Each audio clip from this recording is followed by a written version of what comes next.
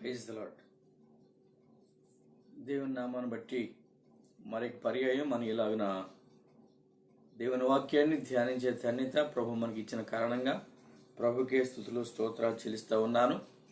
మరి 7 ముద్రలు అనేటువంటి అంశాన్ని గురించి ధ్యానం చేసే ఈ క్రమంలో ఈరోజు 4వ ముద్రను గురించి మనం ధ్యానించుకోబోతూ ఉన్నాం. పిల్లరా, మొదటి ముద్ర తెల్లని గుర్రాన్ని, 2వ ముద్ర ఎర్రని గుర్రాన్ని, 3వ ముద్ర నల్లరి గుర్రాన్ని దేవుడు మనకు బయలుపరిచి వాటి రంగులను బట్టి ఆ లోకములో భూలోకములో ఉన్నటువంటి పరిస్థితుల ప్రభావాన్ని మనకు వివరించడం జరిగింది. ఈరోజు 4వ ముద్ర విప్పేటప్పుడు కూడా గుర్రం మనకు కనబడుతుంది. కేవలం ఈ 4 ముద్రలు విప్పేటప్పుడు మాత్రమే గుర్రాలు మనకి కనపడుతూ ఉన్నాయి. ఈ గుర్రము అనేది మీకు ఇంతకుముందు చెప్పినట్టు వేగము,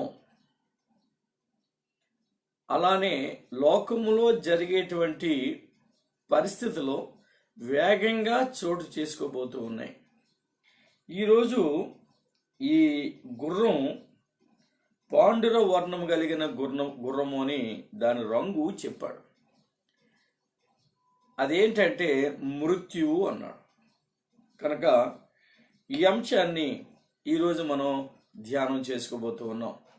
కాబట్టి జాగ్రత్తగా ఈ వాక్యాన్ని అర్థం చేసుకోవాలని, దేవుని సన్నిధిలో మనం ఉన్నాం కనుక ఆయన సన్నిధిలో ఆయన మాట్లాడే ప్రతి మాట విలువైనదని, ఘనమైనదని, మన హృదయాలను మార్చగలిగే శక్తివంతమైన మాట అని ఎరిగి కడు జాగ్రత్తగా ఈ మాటలు విని మన హృదయాలలో దేవునికి అనుకూలమైన ఆధ్యాత్మిక వాతావరణం నెలకొనేటట్టు మనం ప్రార్థించుకోవలసిన వారం వింటున్నాం.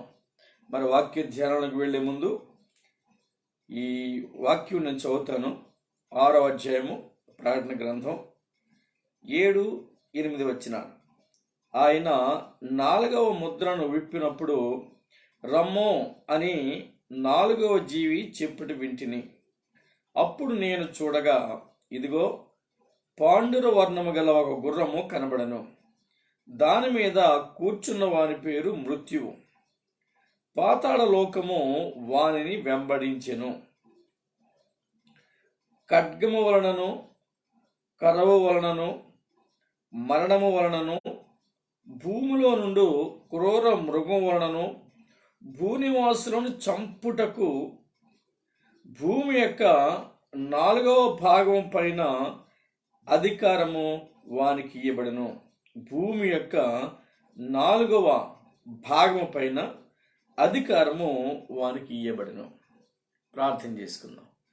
ప్రేమ కలిగిన ప్రభువా, కృపా కనికరం కలిగిన మా పరలోకపు తండ్రి, మరొకసారి నీ పరిశుద్ధ పాదములకు స్తుతులు స్తోత్రాలు చెల్లిస్తూ ఉన్నాం.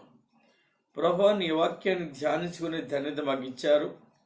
ఈ వాక్యాన్ని మేము ధ్యానిస్తుండగా మాతో మాట్లాడమని, మీ సన్నిధి మాతో ఉంచమని, మీ ఆత్మను బలమైనటువంటి శక్తివంతమైన ఆత్మగా మా హృదయాలలోకి మేము స్వీకరించి నీ సత్యవాక్కులు అర్థం చేసుకున్నటువంటి ఆ జ్ఞానంతోనూ ఆత్మశక్తితోనూ నింపమని ప్రార్థిస్తున్నాను. ఈ వాక్యాన్ని వింటున్న ప్రతి బిడ్డను మీరు దర్శించండి. ఇందులో దాగి ఉన్న ప్రతి మర్మయుక్తమైన అంశాన్ని అర్థం చేసుకోవడానికి కావలసినటువంటి నడిపింపు వారికి దయచేయండి. నేను ఈ వాక్యాన్ని వింటున్న బిడ్డలు ప్రతి ఒక్కరూ నీ సన్నిధిలో దొరికే ఈ ఆత్మీయ బలాన్ని పొందుకోవడానికి వారిని సిద్ధపరచమని, వారిని దర్శించమని, నీ కృపను వారి పట్ల కనపరిచి మహిమ, ఘనత, ప్రభావాలు మీరే పొందుకోమని దుష్ట శక్తులన్నీ యేసు నామములో బంధిస్తూ త్వరలో మా కొరకు తిరిగి రాబోతున్న యేసుక్రీస్తు నామములో ప్రార్థించి వేడుకుంటున్నాము తండ్రి, ఆమేన్. ప్రియులారా, ఇంతకు ముందు మనం 3 ముద్రలు ఒకదాని వెంబడి ఒకటి విప్పుతున్నప్పుడు జరిగిన సంభవాలే ప్రారంభములో జరుగుతూ ఉన్నాయి. 4వ దూత ముద్ర మరి విప్పినప్పుడు రమ్ము అని 4వ జీవి చెప్పడం చూస్తున్నాం. అలానే 3వ ముద్ర విప్పినప్పుడు రమ్ము అని 3వ జీవి, 2వ ముద్ర 2వ జీవి. మొదటి ముద్ర మనకి జీవి పేరు స్పష్టంగా చెప్పలేదు, కానీ రమ్ము అనేటువంటి ఉరుము వంటి స్వరము అన్నాడు కనుక ఉరుము వంటి స్వరము 4 జీవులలో సింహం ఒక్కటే కలిగి ఉంది కనుక మొదటి ముద్ర విప్పింది సింహము అనే జీవి అని మనం ధ్యానం చేసుకున్నాం. ఈరోజు ఈ 4వ ముద్ర విప్పినప్పుడు రమ్ము అనే 4వ జీవి చెప్పుట వింటిని. ఇది 4వ జీవి ఆకాశ మరి పక్షిరాజు అన్నటువంటి భావం మనం ప్రార్థన గ్రంథం 4వ అధ్యాయము 7వ వచనం చూస్తున్నాం. 4వ జీవి ఎగురుచున్న పక్షిరాజు వంటిది. పక్షిరాజు ఆత్మ సంబంధమైనటువంటి జీవితాన్ని జ్ఞాపకం చేస్తుంది, భూలోక సంబంధమైనటువంటి జీవితం కాదు. ఇది ఉన్నతమైనటువంటి స్థలాలలో ఎగరగలిగే శక్తి సామర్థ్యాలు కలిగినటువంటి జీవి. పిల్లరా, ఇక్కడ ఈ 4వ మరి జీవి ఆ ముద్ర విప్పినప్పుడు నేను చూడగా ఇదిగో పాండుర వర్ణము గల ఒక గుర్రము కనబడెను. పేల్ కలర్, అది పాలిపోయింది అంటాం కదా మనం అలాంటి పాలిపోయిన రంగు కలిగినటువంటి గుర్రంగా అది కనపడింది. దాని మీద కూర్చున్న వారి పేరు మృత్యువు, మరణం. ఆ గుర్రం మీద కూర్చున్నటువంటి ఆ రౌతును మరణంగా చిత్రీకరిస్తూ ఉన్నారు. పిల్లలు గమనించండి. అంతేకాదు పాతాళ లోకము వానిని వెంబడించెను. నరకం, పాతాళ లోకం వాడు వెంబడి వెళుతుందట. వాడు ఎక్కడికి వెళితే అక్కడ, గుర్రం మీద వాడు ఎక్కడికి వెళ్ళినా అక్కడికి దాడి వెంబడి వెళుతూ ఉన్నట్టు మనం చూస్తున్నాం. ఇతడు ఏ రీతిగా మానవాళిని మరి హింసిస్తున్నాడు, వేధిస్తున్నాడు అనే విషయాన్ని జ్ఞాపకం చేసుకుంటే ఖడ్గము వలనను, కరువు వలనను, మరణం వలనను అని ఇక్కడ రాయబడింది. ఖడ్గముతోనూ వేదన కలుగుతుంది, అంటే వధ జరుగుతుంది, మానవాళిని వధిస్తూ ఉన్నాడు. అలానే కొంతమంది కరువుతోనూ బాధపడుతూ ఉన్నారు. ఇప్పుడు అలా ఇంకొక విషయం చూస్తే మరి మరణము వలన, ఖడ్గము వలన ఎంతమంది క్షతగాత్రులు అవుతున్నారో, ఎంతమంది ప్రాణాలు పోగొట్టుకుంటున్నారో, ఎంతమంది ఖడ్గానికి బలైపోతున్నారో, ఎంతమంది కరువుతో అల్లాడిపోతున్నారో. ఏది ఏమైనా ఈ క్రూర మృగము వలన ఇది అధికారం పొందినట్టు రాయబడుతూ ఉంది. ఆ భూమిలో నుండి క్రూర మృగం వలనను భూనివాసులను చంపుటకు భూమి యొక్క 4వ భాగమైన భూమి యొక్క 4వ భాగము పైన అధికారం వారికి ఇవ్వబడును. అంత్యక్రీస్తు, ఈ రౌతు అంత్యక్రీస్తు. వీరికి ఆది ఘట సర్పము నుంచి ఇది అధికారం పొందుకుంది. పిల్లల మీరు గమనించండి, ఈ పాండుర వర్ణము అనేటువంటి ఈ రంగు మరి నీరసంగా ఉండేటువంటి మానవ స్థితిని జ్ఞాపకం చేస్తుంది. నీరసము, అలానే రక్తహీనత, పాలిపోయాడు అని అంటూ ఉంటాం. అలా పాలిపోయిన రంగు. ఇంకో మాట చెప్పాలంటే ఆ రంగు శవం యొక్క రంగులా కనపడుతుంది. ఇంకా మరణము, నాశనము, బలహీనత, పాతాళము అనేవి ఇక్కడ మనం చూస్తున్నాం. పాతాళము అనేది చాలా ప్రాముఖ్యమైన విషయం. ఎందుకంటే చంపబడిన వారు పాతాళానికి వాడు వెంబడే వెళుతున్నట్టుగా పాతాళం వారిని వెంబడిస్తూ ఉంది. అలానే పిల్లరా, వీరు ఆహారం లేక, కరువు అన్నాడు, కరువు, ఆహారం లేక మరి చనిపోయే వారు కొందరు ఉన్నారు. భయంకరమైనటువంటి ఆ కరువు వలన మరి వీళ్ళ రంగు మారిపోతుంది. ఆహారం లేని కారణంగా శరీరం బక్క చిక్కిపోయి ఆ శరీరం యొక్క రంగు మారిపోతూ ఉంది.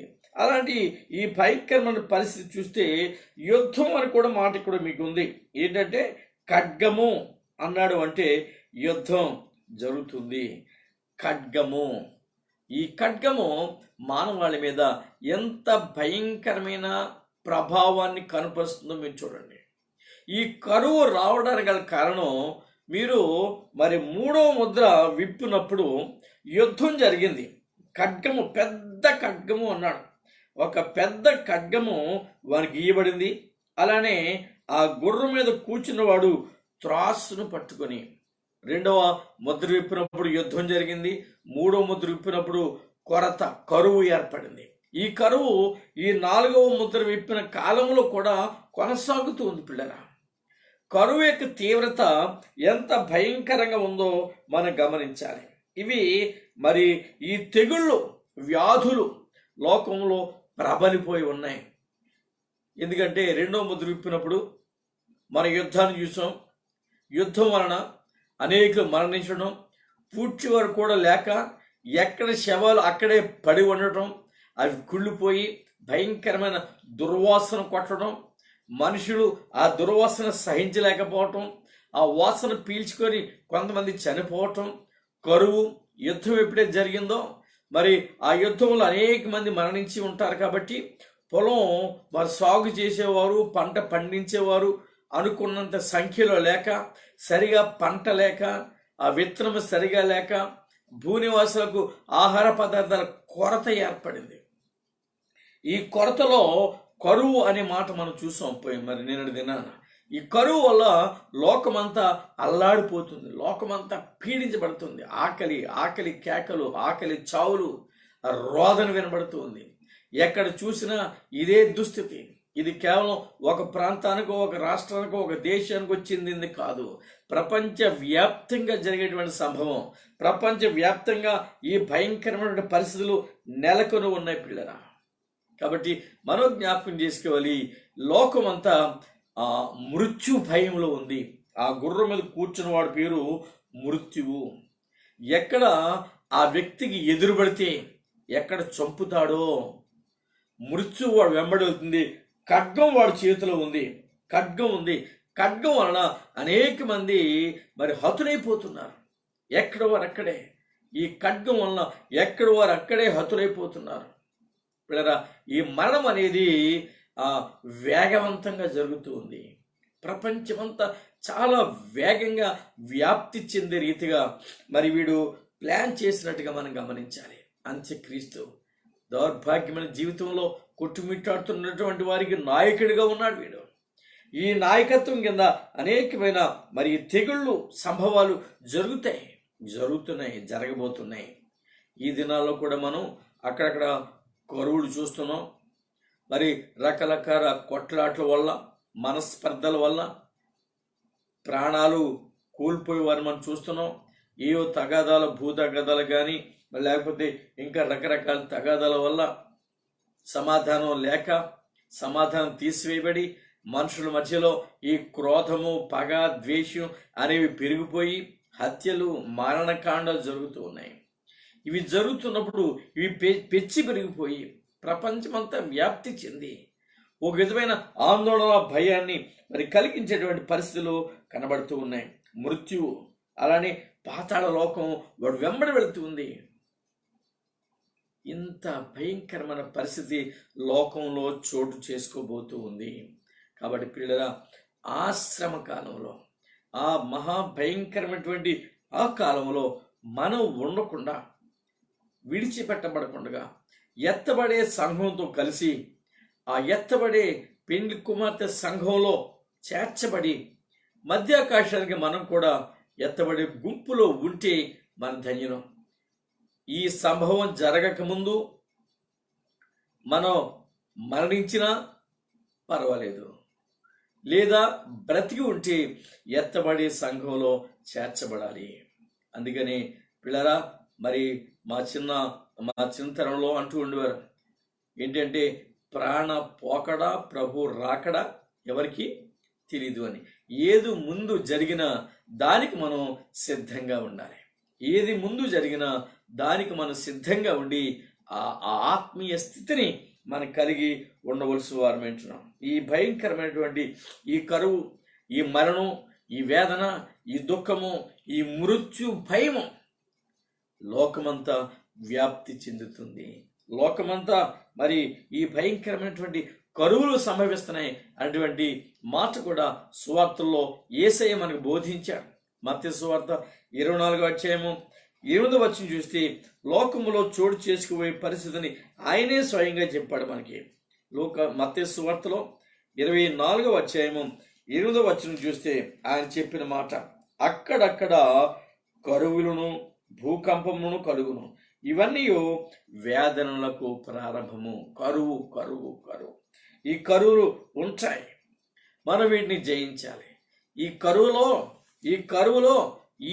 ఇప్పుడు మనం ఎదుర్కొంటున్నటువంటి ఈ కరువు వర్షాభావం వల్ల కానీ, అధిక వర్షం వల్ల కానీ పంటలు నాశనం అయిపోవటం, మరి వర్షాలు లేక పంటలు పండకపోవటం, ఇది కరువు. ఒక విధంగా చెప్పాలంటే పోయిన సంవత్సరం ఈ మ్యాంగో సీజన్లో, ఈ మామిడికాయల సీజన్లో విపరీతమైనటువంటి ఫలాలు, మామిడి పండ్లు మనకు దొరికే తినడానికి. కానీ ఈ సీజన్లో, ఈ సంవత్సరం మరి కొంచెం కొరతగా ఉన్నాయి, అంత పంట వచ్చినట్టు కనపడటం లేదు. వాతావరణంలో మార్పులు, ఈ వాతావరణంలో మార్పుల వల్ల పంటలలో మార్పుల వల్ల మనకు కావలసినటువంటి పదార్థాలు మనకు దొరకక కరువు అనేది వ్యాపిస్తూ ఉంది. పిల్లరా, ఈ విషయాన్ని మనం కొంచెం వాక్య భాగాల్లోకి వెళ్ళి మనం ధ్యానించగలిగితే విలాప వాక్యములో 4వ అధ్యాయము 8వ వచనం మనం చూస్తే ఇక్కడ ఈ కరువు గురించి ప్రభు స్పష్టంగా రాశాడు. 4వ అధ్యాయము 8వ వచనం, అట్టివారి ఆకారము బొగ్గు కంటే నలుపాయును. మనం ఆ పాండుర వర్ణం గల రంగు అని చూసారా, ఇక్కడ బొగ్గు కంటే నలుపాయును అనే మాట వాడాడు. వీరిని వీధులలో చూచువారు వారిని గుర్తుపట్టజాలరు. వీధులలో చూచేవారు గుర్తుపట్టలేనంతగా మరి బక్కపరసగా, నీరసంగా, బలహీనుడిగా మరి కనపడుతుంటారు. వారి చర్మము వారి ఎముకలకు అంటుకొనిచున్నది. ఆహారం లేక, తినడానికి పదార్థాలు లేక, తినే పదార్థాలు దొరకక, ఆహార పదార్థాలు దొరకక వారి యొక్క చర్మం వారి ఎముకలకు అంటుకొనిచున్నది. అది ఎండిన కర్ర వంటిదాయను. ఒక ఎండిన కర్ర, ఆ శరీరం ఎండిపోయి కర్రలాగా. అయ్యో, ఈ మహాభయంకరమైన పరిస్థితిని మనం చూస్తే మనం దీన్ని తట్టుకోలేం బిడ్డరా.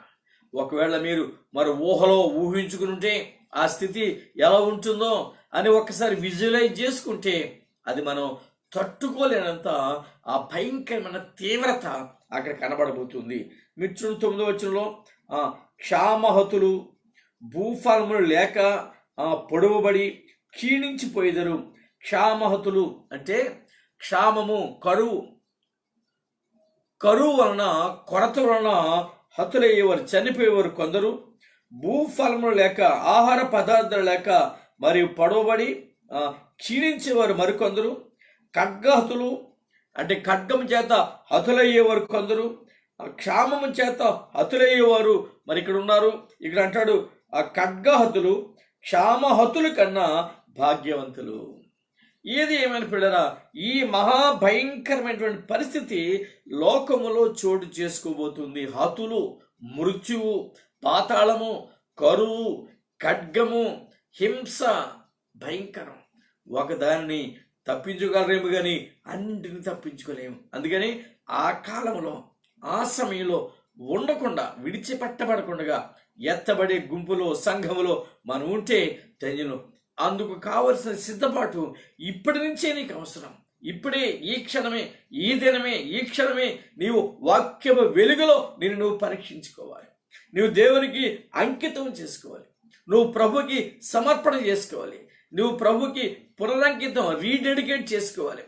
నీ స్థితి ఏమిటో, నీ అనుభవం ఏమిటో, నీ జీవన విధానం ఏమిటో, నీ ప్రార్థన స్థితి ఎంతగా మరి ఉన్నదో, నీ విశ్వాసం ఎలా ఉన్నదో, నీ ఆత్మీయ స్థితి దేవునికి ఇంపైనదిగా ఉన్నదా, నీ ప్రార్థన సువాసనకరమైనదిగా ఉన్నదిగా, నువ్వు చూపించేటువంటి ఆత్మీయత ప్రభుకి ఇంపైన సువాసనగా వెదజల్లుతుందా, నీకు ప్రభువుకు మధ్య ఉన్నటువంటి సంబంధం, ఆత్మీయ బంధాన్ని కలిగి ప్రభుని ప్రతి దినము ప్రార్థించి ఆయన సహవాసంలో ఎదుగుతున్న అనుభవం నీకున్నదా? ఒక్కసారి పరీక్షించు. నీ హృదయాన్ని వాక్యం వెలుగులో, వాక్యమనే అర్థములో పరీక్షించుకో పిల్లరా. వింటున్నవారు రాబోయే భయంకరమైన స్థితి ఎంత హీన స్థితికి మరి లోకం దిగజారిపోతుందనే విషయాన్ని మనం గమనించాలి. లోకాన్ని ఈ తీవ్రమైనటువంటి ఈ భయంకరమైనటువంటి పరిస్థితి చుట్టుముట్టబోతుంది. లోకంలో అపవాది మరి తన యొక్క ప్రభావాన్ని చూపి అనేక మందిని హత్యలను చేయబోతున్నాడు, అనేక మందిని హత్య గావించబోతున్నాడు. నరకటమే తన చేతిలో ఖడ్గం ఉంది, పాతాళం వాడు వెంబడి వెళుతూ ఉంది. ఈ మహాభయంకర పరిస్థితి లోకం మీదకి వచ్చినప్పుడు మరి మనం ఆ స్థితిని ఊహించుకోవడానికి కూడా మనకి అందనటువంటి పరిస్థితి లోకంలో జరగబోతుంది పిల్లరా. ఆ శ్రమ మన మీదకి రాకముందే, నేడు అని సమయం ఉండగానే, నీకింకా ప్రాణం ఉండగానే, నీ శరీరాన్ని ప్రాణం విడిచిపెట్టక ముందే ప్రభు సన్నిధిలో పరీక్షించుకొని ప్రార్థించి ఆయన బిడ్డగా ఆ సంఘములో, పెండ్లి కుమార్తె సంఘములో సభ్యత్వాన్ని కలిగిన వ్యక్తిగా నీవు కనపరచుకోవాలి. అది దేవుని ఉద్దేశం, అది దేవుని చిత్తం పిల్లరా. యెహెజ్కేలు గ్రంథంలో 7వ అధ్యాయము 16వ వచనం నుంచి కొన్ని వచనాలు చదువుతాను, 18 వరకు. వారిలో ఎవరైనాను తప్పించుకుని ఎడల వారందరూ లోయలోని గువ్వల వలె పర్వతముల నుండి తమ దోషమును బట్టి మూలుగులు విడుదురు. అందరి చేతులు సత్తువ తప్పును, అందరి మోకాళ్ళు నేల వలె తత్తరిల్లును. వారు గోనెబట్ట కట్టుకుందురు, వారికి ఘోరమైన భయము కలుగును. అందరూ సిగ్గుపడుదురు, అందరి తలలు బోడియగును. గోనెబట్ట కట్టుకుని ఈ ఘోరమైన కార్యాన్ని తలంచుకుని భయాందోళనతో లోకమంతా మూలుగుతారు. అప్పుడప్పుడు మనం పావును మూలుగుతున్న మూలుగు మనం వింటూ ఉండం పిల్లరా. దేవుని సన్నిధిలో ఆ రీతిగా మూలిగి ప్రార్థించి దైవశక్తిని బలాన్ని పొందుకొని ఈనాడే ప్రభు సహవాసం నువ్వు చేర్చబడగలిగితే నువ్వు ధన్యురాలు, ధన్యుడు.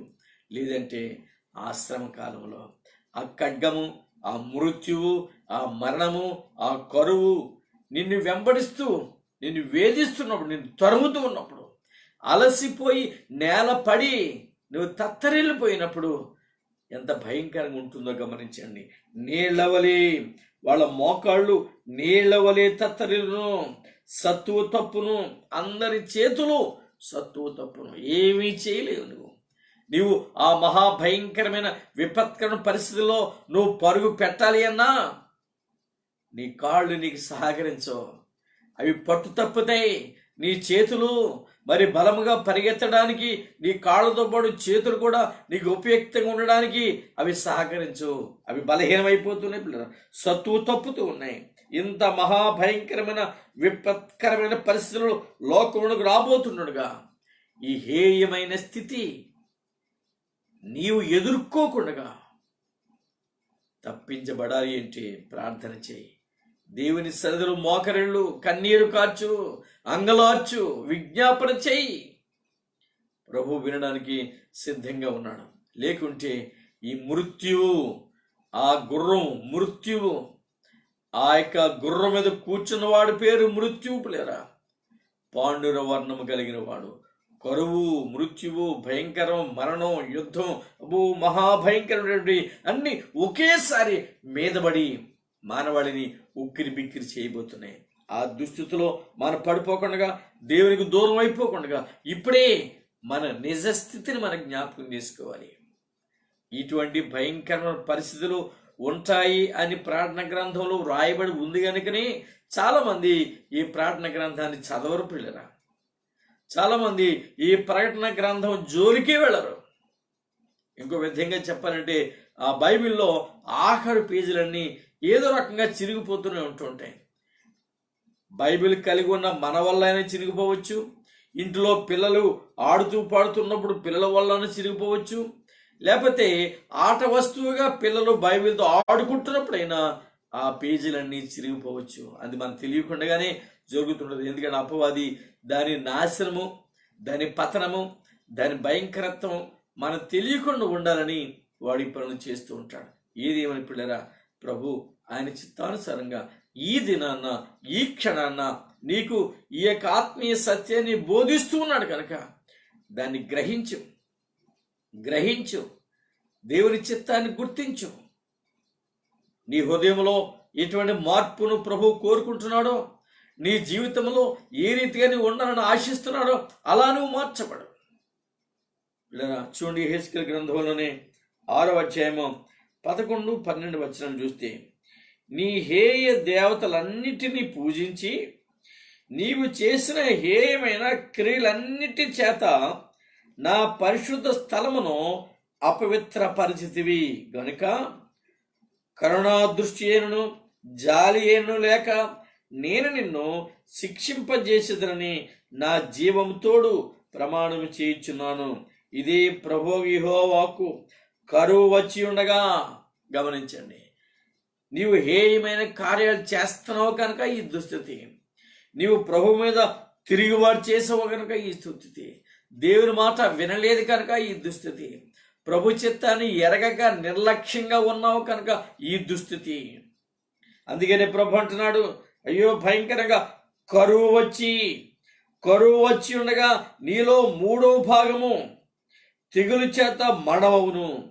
ఈ కరువు చేత నీలో 3వ భాగం తెగులు చేత మరణమవుతుంది. 3వ భాగం ఖడ్గము చేత నీ చుట్టూ కూరుదురు.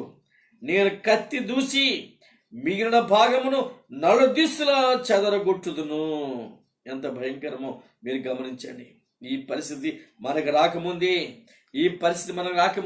ప్రభు మనలో పడదాం, ప్రభు చిత్తాన్ని మనం గమనిద్దాం, ప్రార్థన చేద్దాం. ప్రభుకి మరి ఆ ఆనంద గానాలు పాడి స్తుతి గానాలతో ఆయన నామాన్ని మనం హెచ్చించుకుందాం. కృపగల దేవుడు, ఆయన మనలను బలపరిచే దేవుడు, ఆత్మతో నింపే దేవుడు, ఆ కృపలో నడిపించే దేవుడు. ఆయనకి లోబడదాం. చూడండి 6వ అధ్యాయంలో 5వ అధ్యాయం అని చదువు. 6వ అధ్యాయము 11, 12 వచనాలు చూద్దాం. ప్రభువైన యెహోవా సెలవిచ్చినది ఏమనగా, నీ చేతులు చరిచి నేల తన్ని ఇశ్రాయేలీయుల దుష్టమైన హేయ కృత్యమును బట్టి అయ్యో అని అంగలార్చము. ఖడ్గము చేతను క్షామము చేతను తెగులు చేతను వారు కూలురు.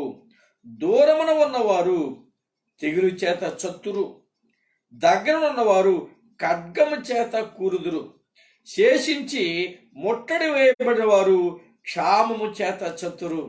ఈ ప్రకారము నేను వారి మీద నా క్రోధము తీర్చుకుందును. పిల్లరా, ఎంత భయంకరమైనటువంటి ఆ తీర్పు మన మీదకి రాబోతుందో మీరు గమనించండి.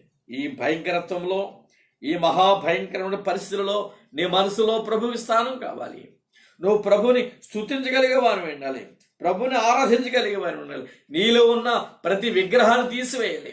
నీ ఆంతర్యంలో చోటు చేసుకున్న ప్రతి విగ్రహాన్ని, దేవుని నామాన్ని ఘనపరచలేని ప్రతి స్థితిని తొలగించాలి. వారు దేవతా స్తంభాలు నిర్మించారు, కానీ దేవుని బలిపీఠాలు వారు కట్టలేదు. తమ విగ్రహం మధ్యను తాము కట్టిన బలిపీఠముల చుట్టూను ఎత్తైన కొండలన్నిటి మీదను సకల పర్వతం మీద పడి కొప్పుల మీదను పచ్చని చెట్లన్నింటి క్రిందను పుష్టి పాలన మస్తక వృక్షములన్నింటి కిందను తమ విగ్రహములన్నిటికీ పరిమళ ధూపములు వేసిన చోట్లన్నిటిలోనూ పడి వారి జనులు హతులైండు కాలమున నేనే యెహోవానని మీరు తెలుసుకుందరు. నీచమైన కార్యాలు, విగ్రహారాధన, విగ్రహాలకు ధూపద్రవ్యాలు అర్పించటం, విగ్రహాలకు మరి బలిపీఠాలు కట్టడం, వాటిని ఆ కొండలన్నిటి మీద వారు ఆ దేవతలను ఆరాధన చేయటం, ఈ పరిస్థితులన్నీ వాళ్ళు కలిగి ఉన్నారు కనుక ప్రభువాన్ని విడిచిపెట్టడం లేదు. అలా మన జీవితంలో ప్రభు కన్నా ఎక్కువగా దేన్ని మనం ప్రేమించినా, ప్రభు కన్నా ఎక్కువగా మనం దేనిని మన హృదయాల్లో ఉంచుకున్నా, అది విగ్రహారాధన పిల్లరా, అది వ్యభిచారమే, అది దేవునికి ఇష్టం లేని కార్యమే. ఈ దుస్థితి నీలో ఉంటే ఈ దినాన్న నీ నుంచి తొలగించబడాలి, అది నీ నుంచి తీసివేయబడాలి. అది నీలో ఉండడానికి వీరలేదు. ఉంటే ఇదే దుస్థితి. నీవింకా లోకంలో, పాపంలో, శాపంలో, అపవాది వెంబడి, ఆ మృత్యు వెంబడి, ఆ పాతాళ లోకం వెంబడి నువ్వింకా తిరుగాడుతూ ఉంటే నీ స్థితి నీ చేత నీచంగా మారిపోబోతూ ఉంది. దుర్మార్గమైనటువంటి పరిస్థితులు నీలో చోటు చేసుకోబోతూ ఉన్నాయి. జాగ్రత్త. యెహెజ్కేలు గ్రంథం 7వ అధ్యాయము, యెహెజ్కేలు గ్రంథం 7వ అధ్యాయము 15వ వచనం చూద్దాం. బయట ఖడ్గమున్నది, లోపట తెగులును క్షామమును ఉన్నవి. బయటనున్నవారు ఖడ్గము చేత చతురు, పట్నములోనున్న వారిని క్షామమును తెగులును మృంగును. నువ్వు బయట ఉన్నా, లోపల ఉన్నా, పట్టణంలో ఉన్నా, ఎక్కడ ఉన్నా, నువ్వు తలుపులేసుకుని ఇంట్లో కూర్చుని ఉన్నా, దేవుని ఉగ్రత నుంచి నువ్వు తప్పించబడలేవు. దేవుని ఉగ్రతకు నువ్వు దాచుకోలేవు. అన్నాడు ఆదాము అవ్వలు చేసిన పాపాన్ని వారు దేవునికి కనపడకుండా కప్పుకోవాలనుకున్నారు. అది వాళ్ళ వల్ల కాలేదు. పిల్లరా, అలా మనం ఈనాడు ప్రభు కనపడకుండా ప్రభు ఉగ్రతకి మరి చాటుగా ఎక్కడో దాక్కుని ఉందాం అనుకుంటే అది నీ వల్ల కాదు. నువ్వు బయట ఉంటే ఖడ్గం ఉంది, లోపలుంటే కరువు ఉంది, తెగులు ఉంది, క్షామం ఉంది. ఈ విషయాన్ని ప్రభు మన జీవితాల్లో మరోసారి జ్ఞాపకం చేస్తున్నాడు. చూడండి ఎంత భయంకరమో. మరి బయట ఖడ్గం అన్నది, లోపల తెగులు క్షామం అన్నది. జాగ్రత్త. మన జీవితాలు దుర్భరమైన స్థితిలోనికి రాకూడదని, దేవుని ప్రేమలో మనం ఎదగాలని ఆయన తన ప్రాణాన్ని మన కొరకు అర్పించాడు. ఈ దుస్థితి లోకం మీదకి రాబోతుందని ఎరిగి ఆయన మరి తండ్రి కుడిపార్శ్వం కూర్చునుట విడిచిపెట్టకూడని భాగ్యమని ఎంచుకొనక దిగివచ్చి రిక్తునిగా చేసుకొని, తనతో రిక్తునిగా చేసుకొని దిగివచ్చి నీ కొరకు నా కొరకు ఆ శిలువలో యాగమై విమోచన క్రయధనంగా తన ప్రాణాన్ని అర్పించి ఆ క్రయధనాన్ని చెల్లించి మనల్ని విడిపించాడే. ఆ స్థితి నీవు జ్ఞాపకం చేసుకోలేవా? ఆయన పొందిన శ్రమను నువ్వు జ్ఞాపకం చేసుకోలేవా? అయితే చూడు నీ పరిస్థితి ఎలా ఉందో అని ప్రభు దీని నుంచి తప్పించాలని నీ పక్షంగా శిలువలో వేలాడాడు.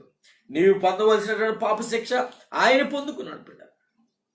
కానీ ఈనాడు ఇవన్నీ మరిచి నీ ఇష్టానికి నీ చిత్తానికి నువ్వు తిరుగాడుతూ ఉంటే ఈ కరువు, ఖడ్గము, క్షామము నిన్ను వెంబడించేటువంటి దినం రాబోతుంది.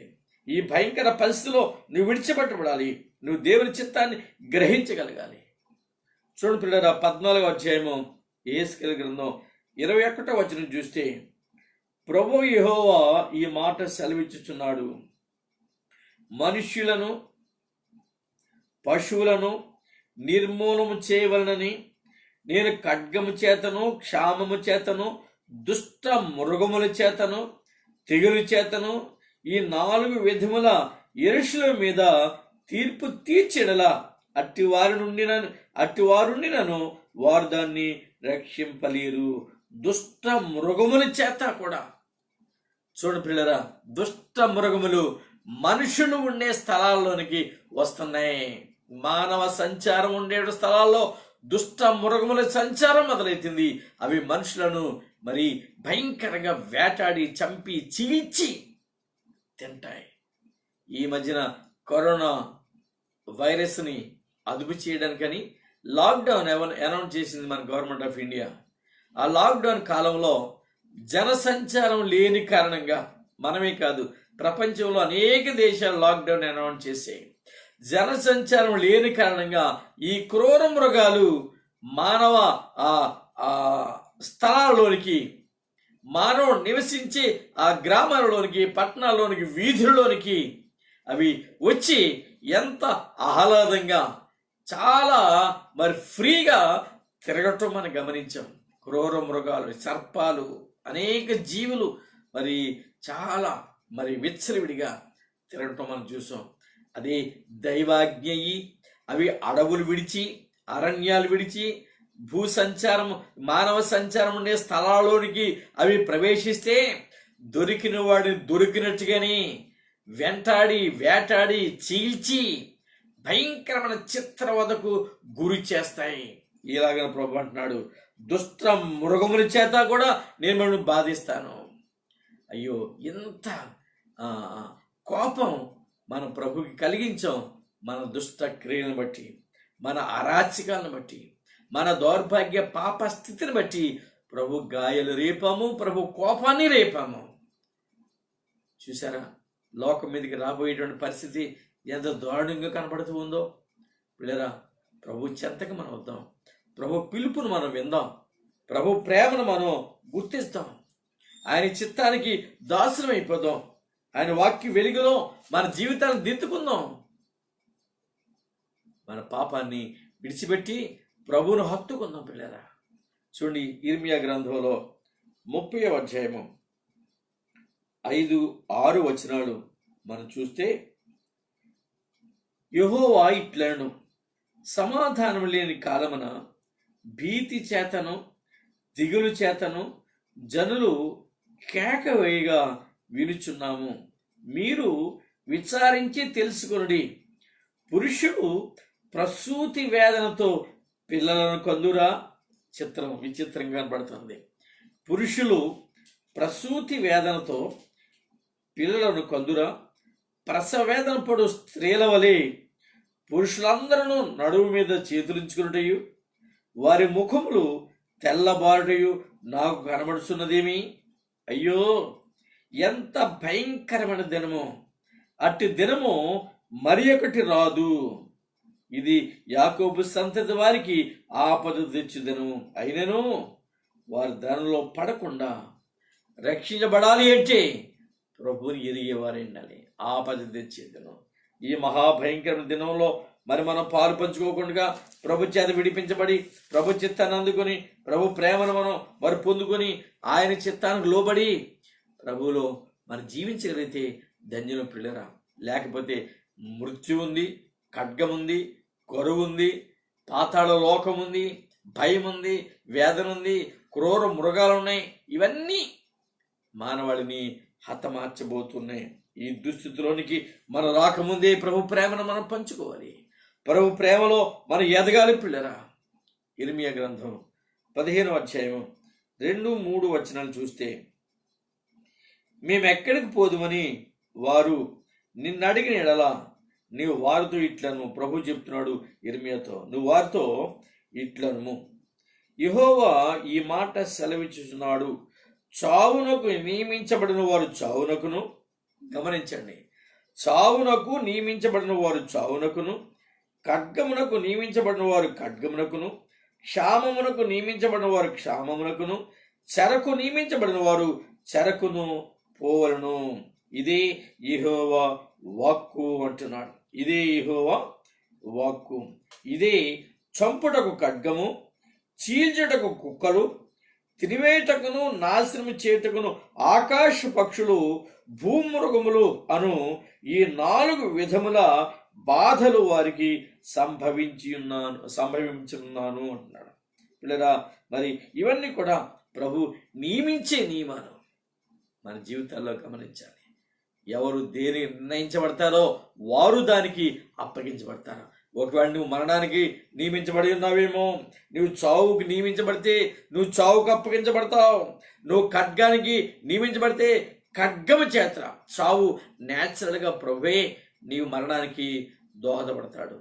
ఖడ్గముతో చంపబడడానికి నియమించబడితే నిన్ను ఖడ్గము చేత అంతమందించి హతమార్చి నరికి శత్రువు నిన్ను అంతమొందించేవాడుగా ఉన్నాడు. అలానే పిల్లరా, కరువుకి దేవుడు ఒకవేళ నేను అప్పగించాలనుకుంటే కరువు చేత అల్లాడిపోయి, ఆకలికి అల్లాడిపోయి, తినడానికి భోజనం లేక, ఆహారం లేక నీ శరీరం అంతా పాలిపోయి శవరంగులోనికి రంగు మారిపోయి నీ చర్మము ఎముకలకు అంటుకుపోయి, అని అప్పుడప్పుడు ఆఫ్రికన్ కంట్రీస్లో, సోమాలియా ప్రాంతంలో ఉన్నటువంటి పిల్లలు ఎలా ఆకలికి అల్లాడిపోతున్నారో ఫొటోస్ మనం చూస్తూ ఉంటాం. వాళ్ళ స్థితి, ఆ దుస్థితి ఎంత భయంకరంగా ఉంటుంది ఒక్కసారి ఆలోచించండి పిల్లరా. ఆ స్థితిలో మనం ఉంటే ఎలా ఉంటుంది? ఆ దుస్థితి మన మీదకే వస్తే ఎలా ఉంటుంది?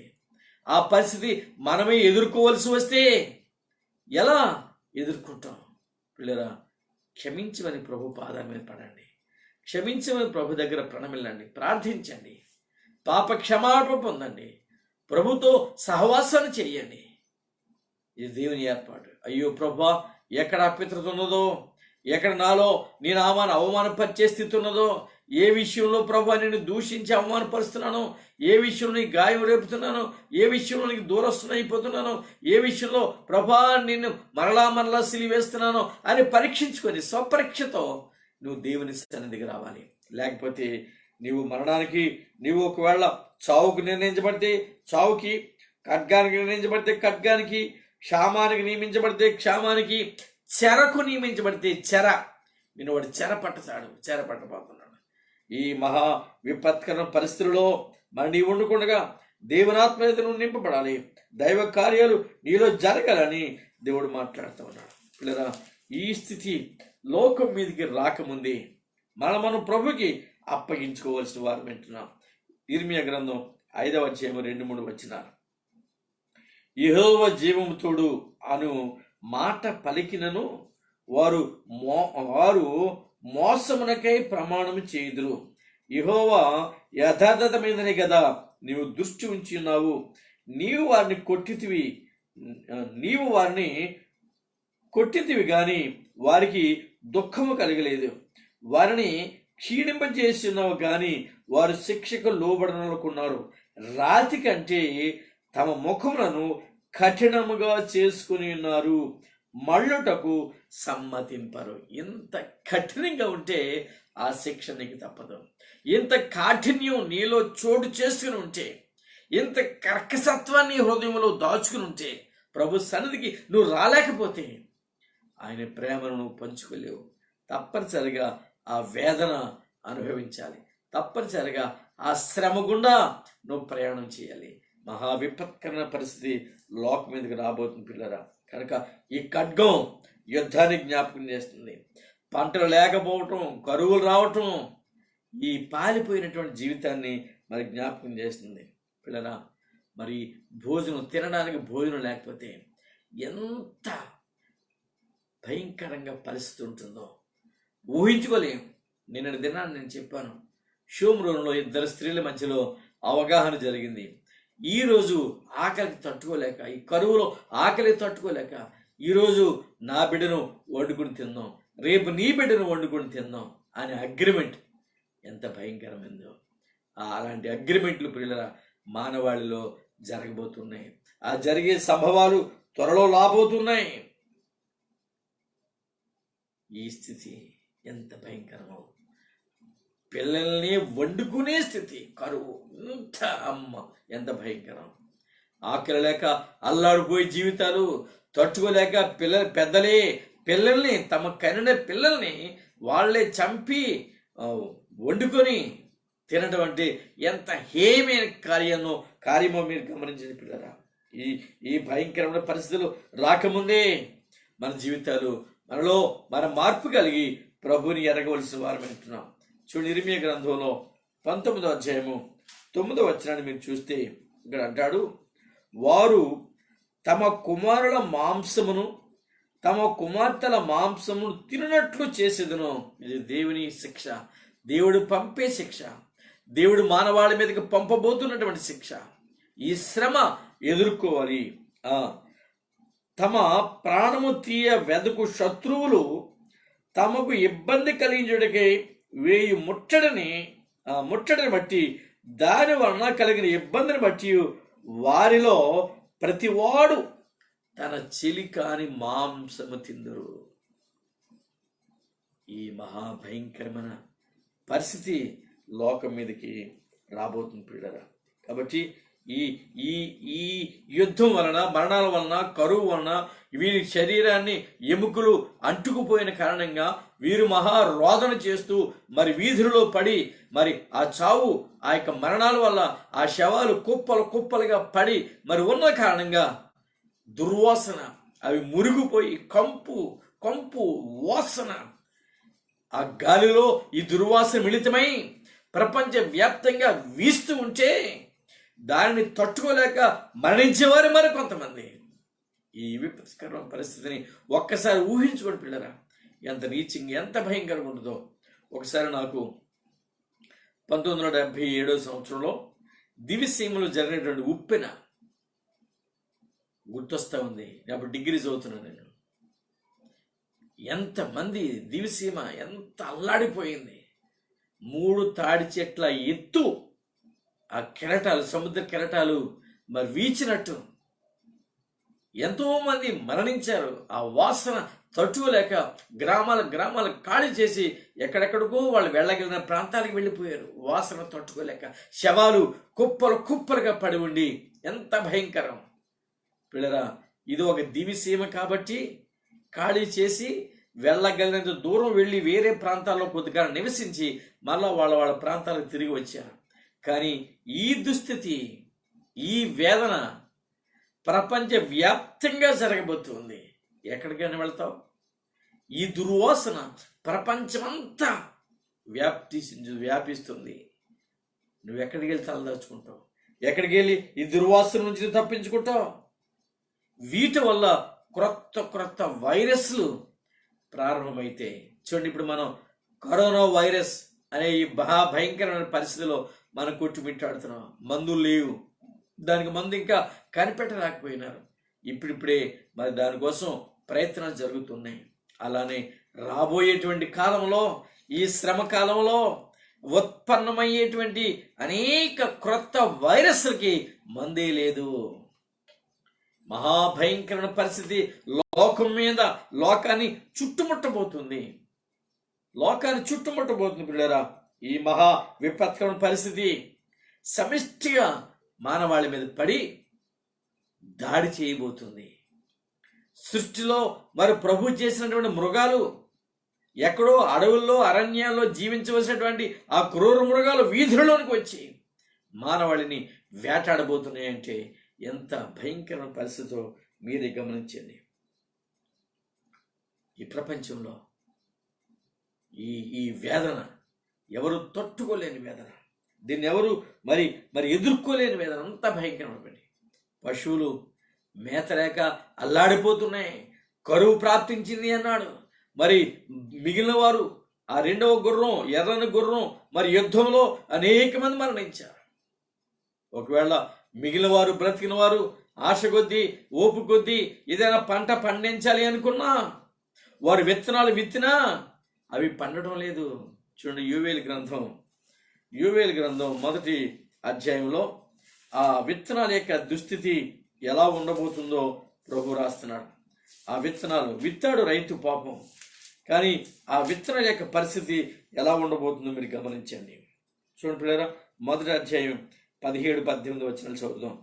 విత్తనము మంటి పెడ్డల కింద కుళ్ళిపోవుచున్నది, పైరు మాడిపోయినందున ధాన్యపు కొట్టు వట్టిదాయను, కళ్ళపు కొట్లు నేల పడి ఉన్నవి, మేత లేక పశువులు బహుగా మూలుగుచున్నవి, ఎడ్లు మందలుగా కూడి ఆకలికి అల్లాడుచున్నవి, గొర్రె మందలు చెడిపోవచ్చున్నవి, అగ్ని చేత అరణ్యములోని మేత స్థలములు కాలిపోయినవి, మంట తోట చెట్లన్నిటినీ కాల్చివేసెను, యెహోవా నీకే నేను మొరపెడుచున్నాను అంటున్నాడు యోవేలు. ఆ స్థితి లోకం మీదకి రాబోతుంది. కరువు తాండవించబోతుంది. విత్తనం ఆ మట్టి పలుకులోనే ఉండి అది కుళ్ళిపోతుంది. ఒకళ్ళు ఏదైనా కొంచెం మొలిస్తే, కొంచెం విత్తనం చిగురించి మరి మొలిస్తే వాటిని చీడ పురుగులు, చూడండి 4వ వచనం, గొంగళి పురుగులు విడిచిన దానిని మిడతలు తినివేయుచున్నవి, మిడతలు విడిచిన దానిని పసర పురుగులు తినివేయుచున్నవి, పసర పురుగులు విడిచిన దానిని చీడ పురుగులు తినివేయుచున్నవి. ఎంత మహాభయంకరం. ఒక 2-3 నెలల క్రితం మిడతల దండు ప్రపంచంలో అనేక దేశాల్లో అవి సంచరించి పంటను నాశనం చేసినట్టు మనం పేపర్లోను న్యూస్లోను చూసాం. ఇప్పుడు మరలా ఆఫ్రికన్ కంట్రీస్లో, ఇథియోపియా, కెన్యా, సోమాలియా ప్రాంతాల్లో మరలా ఈ దండు తిరుగుతుందంట. ఈ మిడతల దండు మరి కోట్ల కొలది సంఖ్యలో ఈ దండు తిరుగుతుంది. పంటలన్నీ నాశనం చేస్తుంది, పంటను తినేస్తున్నాయి. రాబోయే కరువు ఎంత తీవ్రంగా ఉంటుందో మీరు గమనించండి. ఇప్పుడే ఈ రాబోయే కరువు ఇప్పుడే ఇంత తీవ్రత మనకు కనిపించబోతూ ఉంటే, ఆ రోజుల్లో ప్రభు ఏర్పరిచినటువంటి ఈ కరువు ఇంకెంత తీవ్రంగా ఉంటుందో మీరు గమనించండి.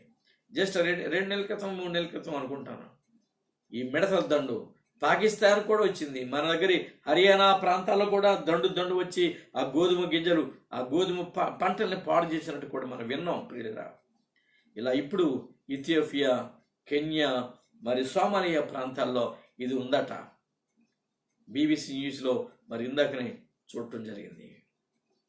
ఈ మహావిపత్కర పరిస్థితి లోకాన్ని నాశనం చేయబోతుంటుంటే, లోకం మీద వెలిగి తాండవం చేయబోతుంటుంటే మరి మన పరిస్థితి ఏంటి? మన పరిస్థితి ఏంటి? మందులుండో, వచ్చే రోగాలకి, పుట్టబోయే ఆ వైరస్లకి మందులుండో, తప్పించుకునే మార్గము లేదు. ఇప్పుడే నువ్వు తప్పించుకోవాలనుకుంటే నీ ప్రాణము నీలో ఉండగానే ప్రభు చెంతకు చేరి ప్రార్థించగలిగితే ప్రభువే నేను విడిపించగలడు. కానీ నీవు మరి లేనట్లయితే ఆ విపత్కర పరిస్థితిని తట్టుకోవలసి వస్తుంది. దయచేసి బిడ్డరా, మీరు గమనించండి. గాలి, ఈ గాలిలో ఈ వైరస్, ఆ దుర్వాసన, ఆ భయంకర పరిస్థితి మిళితమై ప్రపంచమంతా వ్యాప్తి చెంది అనేక మంది మరి మరలా మిగిలిన వాళ్ళలో మరణానికి చోటు ఏర్పడుతూ ఉంది. ఇలా పిల్లరా, ఈ దుస్థితి ఎంతవరకు జరుగుతుంది అంటే చూడండి, మనం చదివిన వాక్య భాగాల్లో మరలా ఒకసారి ముగింపులో నేను మాట మీకు చదివి వినిపిస్తాను. ప్రార్థన గ్రంథం 6వ అధ్యాయంలో మనం చదువుకున్నాం కదా, 7-8 వచనాలు. అందులో 8వ వచనంలో ఆఖరి మాట, భూనివాసులను చంపుటకు క్రూర మృగం వలనను భూనివాసులను చంపుటకు భూమి యొక్క 4వ భాగం పైన అధికారం వారికి ఇవ్వబడిన. భూమి యొక్క 4వ భాగం. ఇప్పుడు ప్రపంచ జనాభా దాదాపు 7.8 బిలియన్స్ అని అంటా ఉన్నారు. ఇందులో 4వ భాగం అంటే దాదాపుగా దీన్ని మనం కోట్లలో చెప్పుకోవాలనుకుంటే దాదాపు 780 కోట్ల జనాభా ఈనాడు. ఈ 780 కోట్ల జనాభాలో 1/4 అంటే ఆల్మోస్ట్ 195 crores. ఈ శ్రమ, దీని తీవ్రత ఎంత భయంకరంగా ఉంటుందంటే ఆల్మోస్ట్ 195 crores డెత్, మరణాలు మనం చూడబోతున్నాం ఆ శ్రమ కాలంలో. ఈనాడు ఈ కరోనా వల్ల అయిన మరణాలు మహా అయ్యుంటే ఇంతవరకు లెక్కల ప్రకారంగా 1,00,000 అయినాయేమో. పాజిటివ్ కేసులు దగ్గర 15 లక్షలు దాటిపోయినట్టుగా ఉన్నాయి. మరణాలు 1,00,000 రూపాయలు ఉన్నట్టుగా ఉన్నాయి. కానీ ఆ రాబోయే శ్రమ కాలంలో ప్రభు పంపే ఆ శ్రమ యొక్క తీవ్రత, ఆ పనిష్మెంట్, ఆ జడ్జిమెంట్ ఎంత భయంకరంగా ఉంటుందంటే దాదాపు 195 కోట్ల మంది